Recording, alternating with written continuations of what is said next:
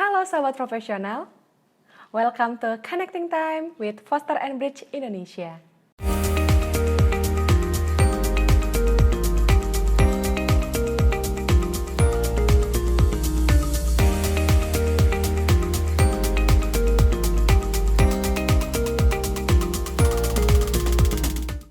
Pada kesempatan kali ini, saya Eva yang akan membawakan sesi ini. Dan sahabat profesional, hari ini saya sudah terhubung nih secara langsung dengan salah satu fasilitator dari Foster & Bridge Indonesia, yaitu Bapak Herdianto Purba. Halo Pak Purba, apa kabar Pak? Halo, selamat siang, kabar baik. Iya Pak, sehat Pak? Sehat Eva. Oke, Pak, berarti ini kan masih di rumah aja nih momen-momen kita nih Pak ya. Soalnya kita juga lagi terhubung secara online nih. Boleh dong Pak di-sharingin ke sahabat profesional kesibukan Bapak selama di rumah aja tuh ngapain aja Pak? Ya, kesibukan saya selama work from home ini kita lebih banyak memang bekerja dari rumah ya Eva ya. Karena memang peraturan pemerintah juga mengurangi situasi kita di luar supaya lebih aman ya, demi kesehatan kita juga. Ya, di rumah kita juga banyak mengerjakan aktivitas-aktivitas yang kita lakukan secara online, baik pekerjaan-pekerjaan utama kita dan juga beberapa aktivitas bisnis kita yang bisa kita kerjakan dari rumah. Demikian ya Pak. Oke, berarti emang sekarang itu kita lebih banyak melakukan aktivitas secara online ya Pak ya, berarti harus banyak-banyakin kuota. Iya benar. Oke, terima kasih. Nah, berarti itu kesibukan Bapak selama di rumah. Boleh juga dong Pak di-sharingin background seorang Pak Purba itu seperti apa sih Pak? Sebelum kita masuk ke topik pembahasan kita. Baik ya. Jadi sekilas tentang saya ya Eva ya. Saya dulu backgroundnya dari accounting, ya, kemudian pernah bekerja di beberapa perusahaan juga. Saya pernah bekerja di bank, ya, dan kemudian saya pernah bekerja juga sebagai auditor. Saya juga pernah bekerja sebagai trainer konsultan di salah satu lembaga pelatihan juga. Dan tahun 98 saya pernah kena krisis juga, mirip situasinya seperti saat ini. Ya, artinya banyak kondisi perekonomian kita yang lagi kacau dan kemudian perusahaan tidak kuat menanggung beban. Ya, tahun 98 saya kena rasionalisasi karyawan. Akhirnya saya dirumahkan dan daripada nganggur saya investasikan waktu untuk sekolah lagi, ngambil S2-nya di Finance di Gajah Mada. Demikian, Eva. Oke, thank you Pak. Nah Pak, hari ini kan kita akan membahas mengenai mengerti diri sendiri dan mengerti orang lain. Nah, sebelum pembahasan itu kan kayak mengerti diri sendiri gitu kan. Siapa sih kita? Terus kita harus mengerti tentang orang lain juga? Kita boleh sama-sama bahas ya Pak ya? Boleh. Oke Pak, pertanyaan pertama nih Pak ya. Apa yang penting yang harus kita ingat dalam kita berkomunikasi dengan orang lain Pak? Silakan Pak. Ya benar Eva ya, jadi komunikasi itu hampir setiap bidang ya kita berkomunikasi, baik di tempat kerja, dengan lingkungan, dengan orang lain juga. Selain kita teknik berkomunikasinya, ada juga hal-hal lain yang perlu kita perhatikan. Ya, tidak hanya sekedar teknik berkomunikasinya. Termasuk yang tidak kalah pentingnya adalah background lawan atau mitra teman kita berkomunikasi. Backgroundnya ini dalam arti kata banyak ya. Bisa pendidikan, bisa latar belakang keluarga, budaya. Termasuk yang tidak kalah pentingnya sebenarnya adalah tipe-tipe karakter-karakter orang yang kita ajak berkomunikasi. Gitu ya. Jadi memahami karakter-karakter orang ini kan penting karena setiap orang diciptakan tuh berbeda-beda satu dengan yang lain. Jadi memahami karakter diri kita, memahami karakter orang lain yang berbeda-beda itu tidak kalah pentingnya di dalam kita berkomunikasi yang baik. Oke, terima kasih Pak untuk penjelasannya. Nah Pak, tadi kan karakter kita berbeda-beda nih ya Pak ya. Bisa berikan contoh nggak nih Pak, dampak komunikasi ketika kita itu tidak sadar bahwa kita itu berkomunikasi dengan orang yang memiliki beda karakter? Mm-mm. Nah, contohnya gini ya, kalau misalnya kita ternyata karakter kita berbeda dengan orang lain, seperti tadi saya sebutkan ya. Kalau kita berkomunikasinya tidak memahami karakter-karakter orang lain, seringkali akhirnya kita menjadi konflik. Ya, contohnya misalnya ya, kita ternyata tipenya orangnya kalau ngomong to the point, ceplas-ceplos. Nah, ternyata lawan atau teman kita yang berkomunikasi, tipenya misalnya orangnya pendiam, kalem gitu ya. Nah, itu kalau kita tidak memahami dia, kita main ceplas-ceplos aja, ngomong to the point, bla bla bla bla bla. Nah, teman kita nggak nyaman, dia merasa tertekan dengan kita, begitu. Begitu juga ada orang kan, kita misalnya tipenya orangnya seriusan gitu kan. Nah, kemudian teman kita berkomunikasi itu orangnya misalnya suka humor, bercanda, nggak mau terlalu serius-serius. Nah, kalau mereka tidak saling memahami, maka interaksi dan komunikasi kita menjadi terhambat, tidak chemistry-nya nggak ketemu gitulah di dalam berkomunikasi. Gitu, Eva. Oke, berarti kan cukup penting ya Pak ya, kita memilah-milah karakter orang lain nih. Cukup penting juga kita mengetahui adanya perbedaan karakter tiap orang nih. Pak, boleh dong Pak di-share ada nggak nih Pak tools atau alat agar kita dapat mengetahui nih, misalnya si A karakternya apa, si B itu karakternya apa? Oke, toolsnya ya. Jadi sebenarnya ada toolsnya itu yang sering sekarang dipakai di dunia kerja juga ya. Ini teorinya sebenarnya udah lama. Teorinya ini semenjak tahun 1920-an ya. Itu dilakukan oleh Dr. Williams Moulton ya. Dia itu dipakai dulu waktu di zaman setelah Perang Dunia Kedua untuk merekrut para tentaranya untuk penempatan posisi tertentu. Oke lah, itu sejarah singkatnya. Nah, terus berkembang dan akhirnya dibuat semacam assessment gitu ya, self assessment, semacam kuesioner gitu, ada 24 pertanyaan begitu, yang menggambarkan itu mengetahui nanti tipe-tipe karakter orang tadi. Ya, jadi kalau itu ada assessment-nya. Meskipun demikian nanti kita bisa juga, nggak usah pakai assessment, juga nanti bisa juga dari perilaku, kebiasaan, tingkah lakunya, ya, cara-cara dia berbicara, itu juga bisa kita pelajari. Oke. Nah, secara garis besar, apa yang dikatakan di dalam assessment itu, ternyata manusia itu dipisah menjadi 4 karakter tipe manusia. Ya, 4 karakter. Yang pertama adalah yang disebut dengan, kalau kita singkat itu DISC. Mungkin teman-teman juga udah pernah dengar itu ya, istilahnya DISC. D-nya itu adalah tipe orang yang karakternya dominan, ya. Yang I itu adalah influence. Kemudian yang S adalah steady, ya. Dan kemudian yang C adalah compliance. Jadi ada dominan, influence, steady, dan compliance. Masing-masing tipe-tipe karakter orang ini unik dan berbeda-beda. Gitu, Eva. Oke Pak, terima kasih. Nah Pak, bisa dijelaskan lebih lanjut lagi nggak sih Pak, DISC itu sebenarnya apa gitu secara keseluruhan? Secara keseluruhan ya, oke baik. Jadi gini Eva, jadi kalau misalnya D, ya, orang tipe D ini orang yang istilahnya kan kalau singkatannya dari dominan. Yang namanya dominan itu, dia itu ingin menguasai dalam arti kata, di dalam kita berinteraksi dengan dia, orang D ini adalah orang yang ingin menonjol, ingin mengkup atau menguasai pembicaraan.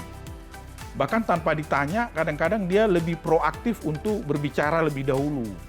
Ya, itu orang D. Dan kemudian ciri-ciri karakter orang D ini adalah orang yang agak sedikit egois, orientasinya lebih kepada tugas-tugas, pekerjaan-pekerjaan, target-target, orangnya seperti itu. Dan orang D ini serba ingin mau cepat, mau terburu-buru. Nah, kira-kira gitu ya.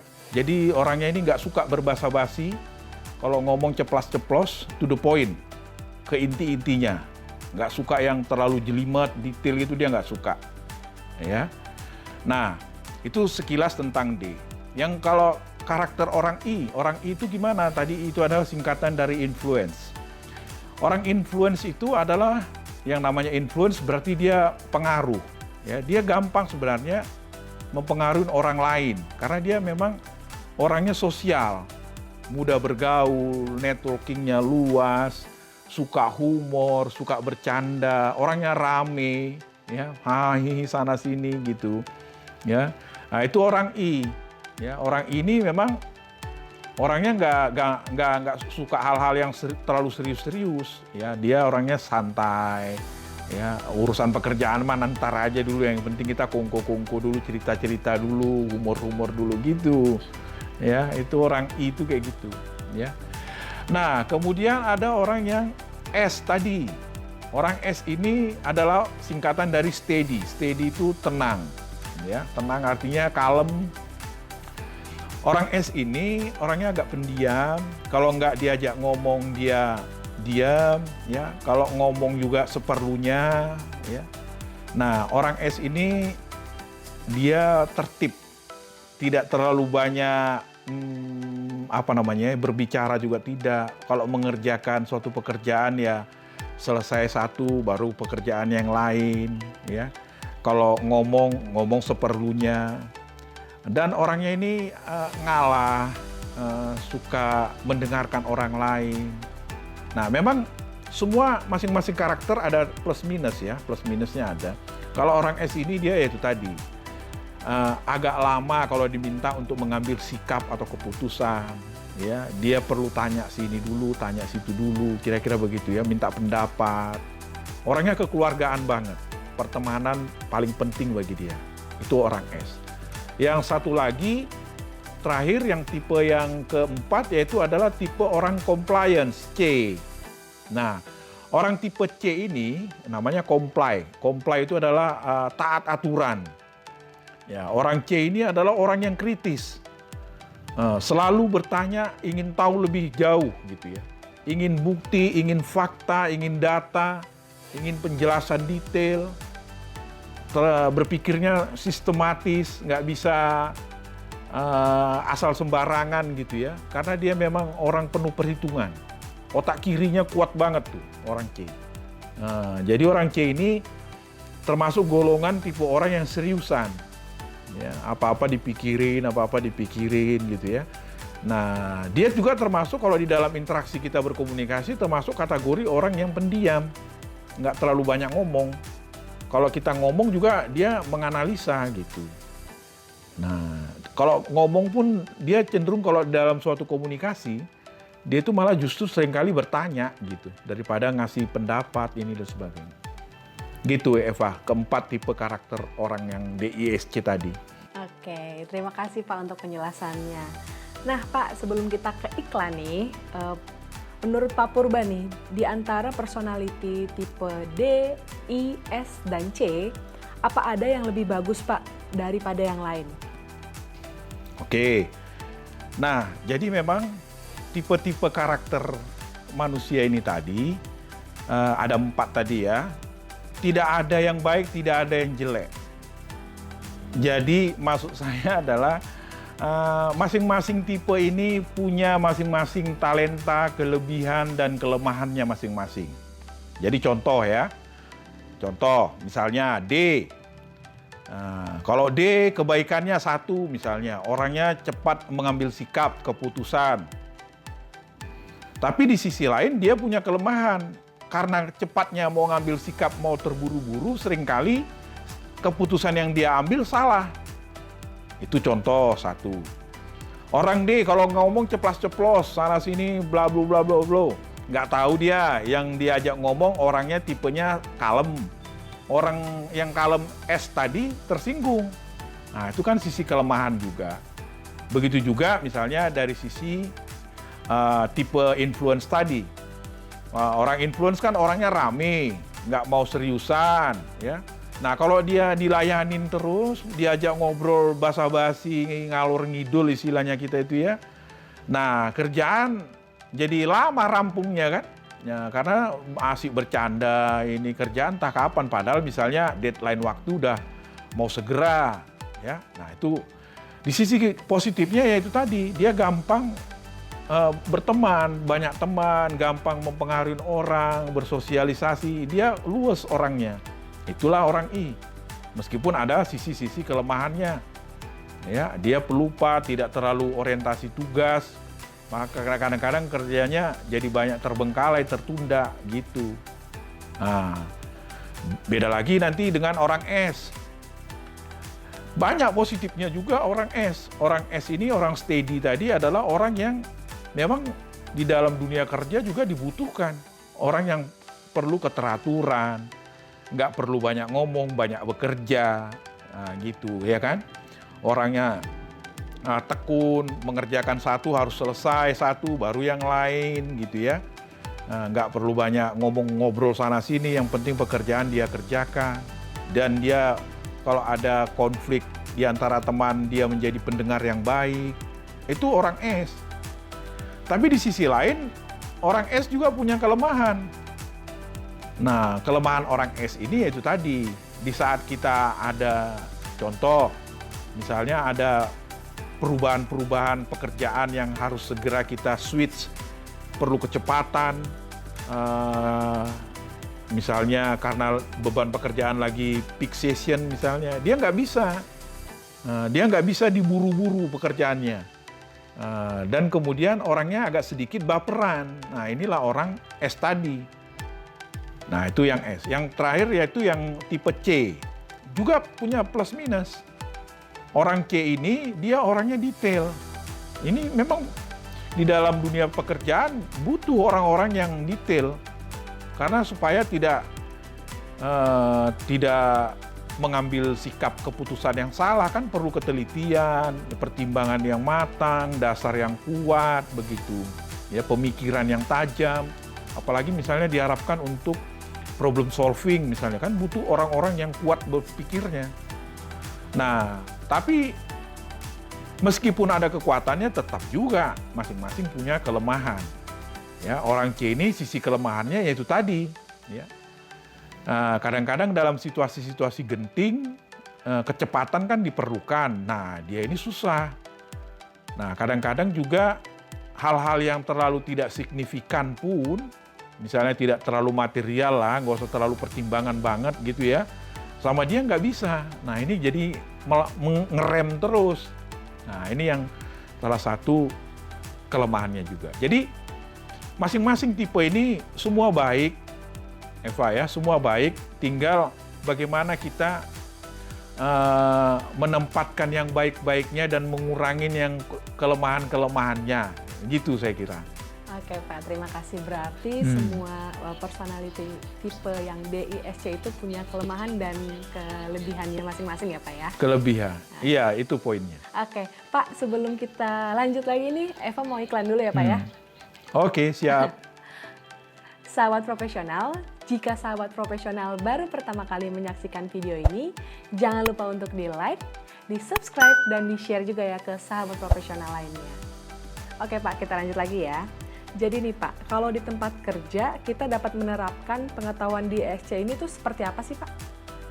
Ya, kalau di tempat kerja penerapan DISC ini banyak ya Pak ya.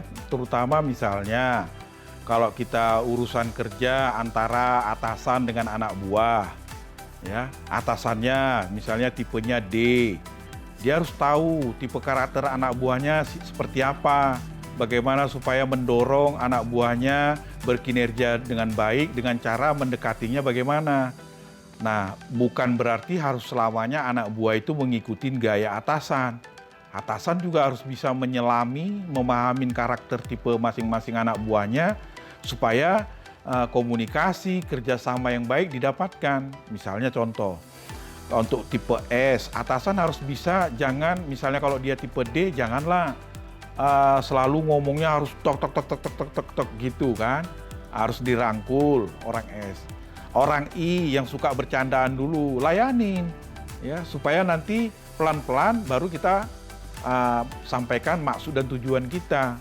Begitu juga orang C, butuh data ya kita harus sabar ya dengan pendapat-pendapatnya, analisanya. Nah, begitulah antara lain ya. Di dalam aplikasinya di dunia kerja, misalnya hubungan antara atasan dengan bawahan atau tim kerjanya. Begitu juga misalnya aplikasi lain di dunia kerja, misalnya contoh hubungan kita misalnya di dalam meeting yang sering dikerjakan di kantor kan rapat, meeting ya. Begitu juga meeting itu kan banyak orang, banyak tipe orang, banyak karakter. Ada yang suka bertanya, langsung, ya orangnya kritis, nanya melulu, ya ngejar, dijawab satu, nanya lagi. Ada tipe orang yang di dalam meeting itu misalnya diem aja, kalau nggak diajak. Kalau nggak ditanya, nggak jawab, selebihnya diem. Ya. Ada orang yang mungkin suka mengalihkan meeting, pembicaraannya ngelebar kemana-mana, yaitu tipe I tadi kan. Nah, udah bertanya dia ke toilet, pergi. Ya. Ada yang D tadi, yang ingin ngomong, kepingin didengarkan, ingin pendapatnya diterima. Nah, itu orang tipe-tipe D tadi. Nah, kalau pimpinan rapat nggak tahu tipe karakter-karakter orang seperti ini, kan jadi ribut melulu kerjaan di situ. Nah, itu contoh sederhana aplikasi di tempat kerja. Belum lagi kalau kita ketemu dengan customer-customer di luar kan. Oke. Kalau misalnya Pak, saat bernegosiasi dengan orang lain, itu gimana Pak? Menarik tuh. Ya benar-benar.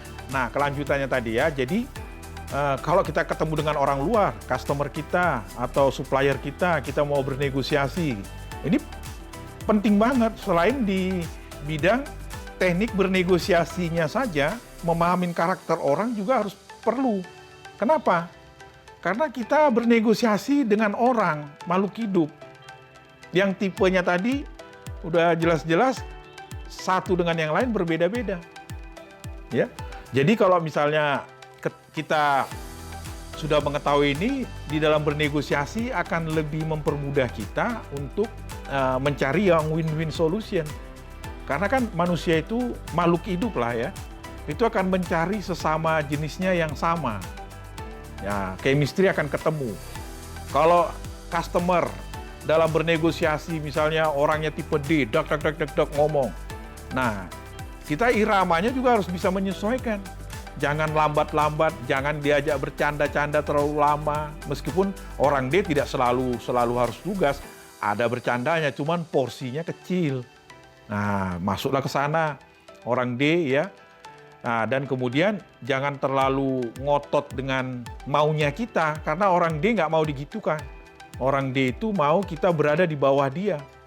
Nah, tinggal cara kita mendekatin dia, minta pendapat, kasih alternatif begitu ya, supaya kita bisa mencapai yang win-win tadi. Begitu orang C juga dalam bernegosiasi misalnya, orang C itu perlu data, perlu bukti, fakta, keuntungannya apa, berapa persen atau berapa banyak keuntungannya. Kita harus siap dengan tabel-tabel, hitungan-hitungan, kalkulator. Nah, kalau kita udah paham tipe orang ini kan lebih gampang nanti. Ya, kita nggak kaget dalam bernegosiasi kalau ditanyain macam-macam. Begitu juga dengan tipe I. Orang tipe I, jangan harap kita langsung to the point mau bicarakan bisnis. Orang ini perlu disapa, perlu diajak bercanda-bercanda dulu, baru kita masuk pelan-pelan ke topik yang mau kita negosiasikan. Begitu juga dengan tipe steady tadi, S, orangnya kalem. Nah, tentu kita perlu bantu dia dalam bernegosiasi itu untuk ngambil sikap, ngambil keputusan, karena orangnya agak sedikit peragu di dalam mengambil sikap atau keputusan. Jadi untuk orang S kalau kita bernegosiasi, jangan kasih cuma satu alternatif misalnya. Kasih beberapa pilihan dan kemudian bantu dia supaya mengambil sikap atau keputusan yang mana. Nah, kira-kira gitu Eva, di dalam teknik bernegosiasinya. Oke, thank you Pak. Sebenarnya nih Pak ya, bagaimana sih Pak cara kita agar kita dapat mengetahui kita itu masuk tipe personality yang mana sih? Baik, nah seperti tadi di awal sudah saya sebutkan. Nah untuk mengetahui, karena memang ini penting ya untuk kita berinteraksi dengan orang lain juga, ada salah satu tools yaitu yang namanya DISC Test Profile. Ya, ada yang gratis, ada yang berbayar, ya, melalui online atau offline, ya.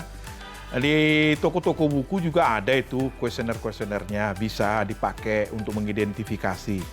Untuk yang mau lebih serius juga bisa yang pakai berbayar atau tanya ke tim psikologi, ada itu. Ya. Itu satu. Ya, jadi pakai formal tertulis kita di-assess, ya. Nah, ada juga dengan cara ya gampangnya yaitu tadi mencoba kita belajar memahami tipe-tipe karakter, perilaku, kebiasaan tiap-tiap orang. Seperti tadi saya sebutkan ciri-ciri orang yang D, yang I, yang S, yang C itu kayak apa. Nah, dari situ juga bisa. Tapi untuk lebih memastikan kita tipenya seperti apa, coba di-assess sendiri. Atau minta pendapat rekan kita yang sudah pernah assess, dia suruh menilai kita. Saya ini termasuk orang tipe mana. Itu juga bisa. Demikian ya, Pak. Terima kasih, Pak. Berarti emang ada tes-tes tersendiri ya, Pak, ya, untuk mengetahui personality kita itu yang mana gitu ya. Oke, Pak. Menurut Bapak nih ya, bila kita mengetahui diri kita itu masuk ke dalam tipe personality tertentu, apakah personality tipe tersebut itu tuh permanen, Pak? Misalnya saya D gitu ya. Nah, itu apa? Itu akan permanen seumur hidup saya gitu, Pak. Atau dapat beradaptasi sesuai dengan lingkungan kita. Oke, baik. Nah, jadi kalau di dalam tes profile itu disebutkan, Eva, ada dua jenis. Ada tipe karakter kita yang permanen, dari sononya, Sang Pencipta membuat kita seperti itu, berbeda satu dengan yang lain. Ada satu yang bersifat yang namanya topeng. Artinya memang juga topeng ya. Karena memang kita diberikan juga kemampuan itu oleh Sang Pencipta kita supaya apa tujuannya? Saya kira tujuannya adalah supaya kita bisa beradaptasi, fleksibel, menyesuaikan diri dengan tuntutan yang ada di lingkungan-lingkungan kita. Ada satu pepatah mengatakan di mana langit dijunjung, di situ bumi dipijak, atau sebaliknya lah itu ya. Artinya apa? Kita nggak bisa memaksakan diri dengan gaya kita ketika kita berhadapan dengan situasi yang menuntut kita berbeda. Akhirnya kita akan punah. Ya. Ketika kita misalnya, contoh lah ya, kita orang C misalnya, ya, yang kita hadapin adalah orang I. Orang I ini adalah customer kita, ya. Nah, kita nggak bisa memaksakan supaya orang menyesuaikan ke diri kita yang C tadi. Tapi kita lah yang pintar-pintar beradaptasi, fleksibel, menyesuaikan diri, mengubah perilaku kita, bukan merubah diri kita ya, merubah perilaku kita yang menyerupai tipenya I, supaya nyambung. Gitu. Sementara yang permanen tadi itu aslinya kita. Itu nggak bisa diapa-apain. Aslinya kita memang seperti itulah adanya. Demikian, Eva. Oke, Pak, menarik sekali pembahasan kita pada topik hari ini. Pak Purwo bisa nggak nih kasih ilustrasi sedikit nih, Pak ya? Misalnya kalau kita tuh bernegosiasi nih, Pak, dengan klien, dia itu karakternya itu influence.